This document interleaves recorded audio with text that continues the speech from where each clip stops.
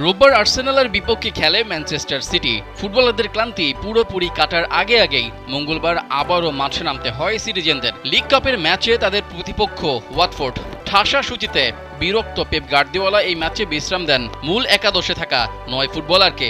একঝাঁক তরুণ ফুটবলারদের নিয়েও ওয়াটফোর্ডের বিপক্ষে জয় পেতে কষ্ট হয়নি ম্যান সিটির। দ্বিতীয় স্তরের দলটির বিপক্ষে ২-১ গোলের জয়ে শেষ ১৬ নিশ্চিত করেছে সিটিজেনরা।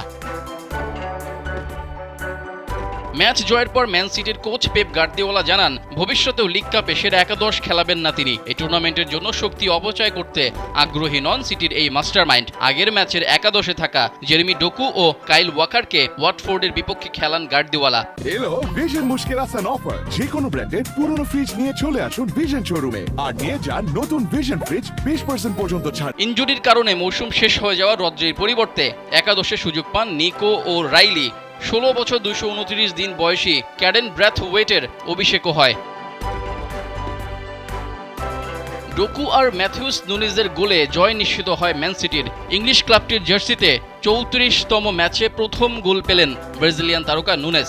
ম্যাচ শেষে বিরক্ত গার্দিওলা বলেন, এখনই এটা বলা যায় যে পরের রাউন্ডেও এমন ম্যাচে দ্বিতীয় সারির দল নামাবে সিটি।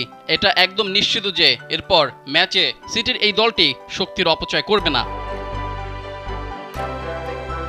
লিগ কাপকে কম গুরুত্ব দেওয়ার ব্যাখ্যায় এই স্প্যানিশ কোচ বলেন, সূচি তো সূচি, এটা তো আমাদের হাতে নেই। আমরা পরবর্তী রাউন্ডে উঠতেই ফুটবল খেলি।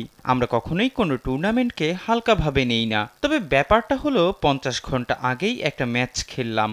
আমি এই টুর্নামেন্টের জন্য প্রিমিয়ার লিগ ও চ্যাম্পিয়ন্স লিগে নিজেদের সম্ভাবনাকে ঝুঁকির মুখে ফেলতে পারি না।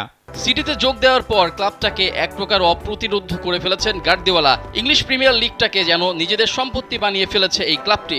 গার্দিওলার হাত ধরেই প্রথমবারের মতো সিটি জিতেছে ট্রেবল। গত বছরের চ্যাম্পিয়ন্স লিগে অবশ্য আগেই ছিটকে যায় সিটিজেনরা।